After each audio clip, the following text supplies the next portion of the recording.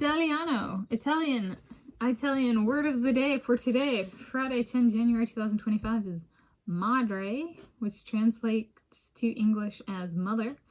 And I, Tanis Leonhardi, she, her, hers of Seattle, have one mother.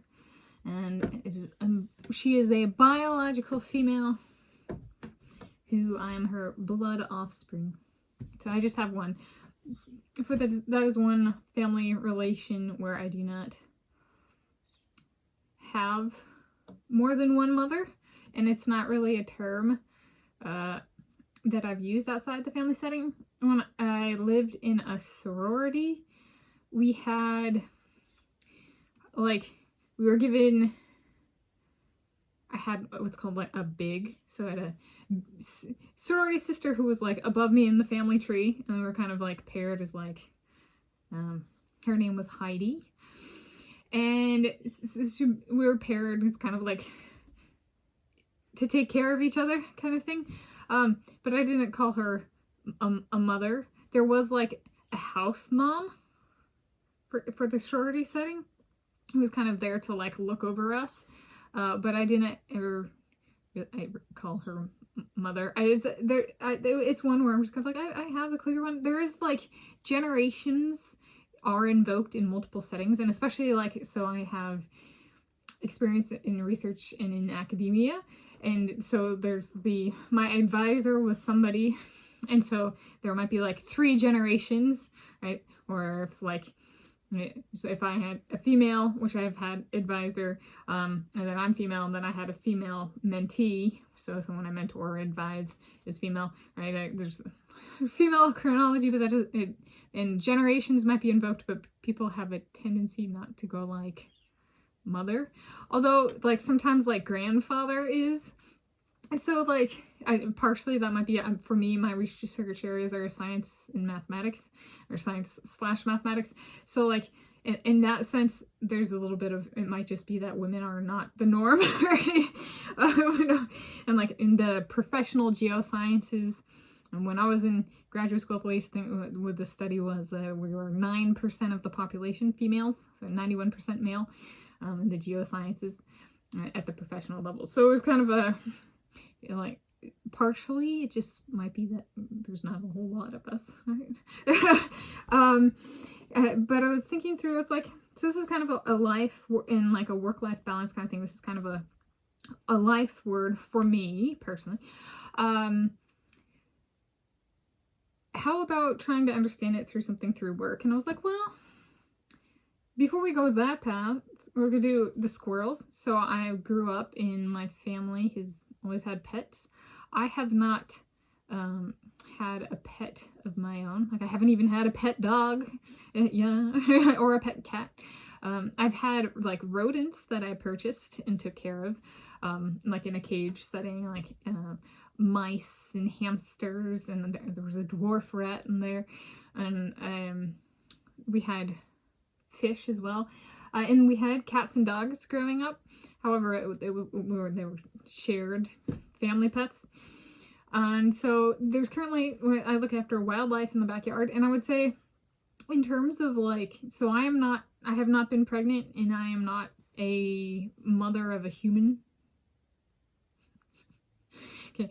And so the squirrels of the backyard, who I started taking care of back in 2020, they're wild animals, and it was a growth process. And reflecting on it now, I'd say I have learned more skills by taking care of them that I would guess would apply to parenting than when I had domesticated rodents and the cats and dogs and stuff as pets, family pets. So that's been kind of interesting. I think partially it's the learning of consent. They're wild animals, and western gray squirrels are a threatened species, and so they're a little bit more timid. And so and it's taken me multiple years.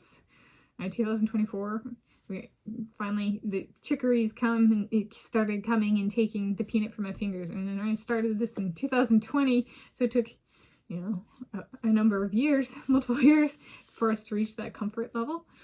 And so it's been, And that is, I was like, with a human can't do everything, and it doesn't mean they want to, right? Growing up, there was a, that like, people want to see a baby, but it was like, but I don't want to be, even as a baby, I was like, but I don't want to be manipulated by my older sibling, but my older sibling's like, but I just want to touch the little baby, and it's like, but I don't want to be touched, that kind of stuff. Right? So there's like, all right, like the baby says no. Me and Tanis Coralee Leonhardi. So there's like the wild animals, because they're wild and they're so different than like a domesticated animal that's like trained to be, snap one's finger and it comes, that kind of thing. I'd say it's been very great for like consent and being like, they are actual other beings and they have personalities. And it actually even took me a little bit to get around to naming them. I wasn't an immediate, I'm going to name them. I nicknamed them and then got to naming. But I did, naming was not long after, and was in 2020. A number of them got names. Some of those ones are still around, and were around before 2020. And then, what was the other one? Work. So thinking through a work setting, I was like, there's one, so I've mentioned that a little bit with like the research. I was like, how about, there's a good one of like, work can be like a family, but it doesn't necessarily, in terms of like, a professional setting and understanding the like role of being a mother for myself, since I am not a mother. I was like, it's kind of like taking,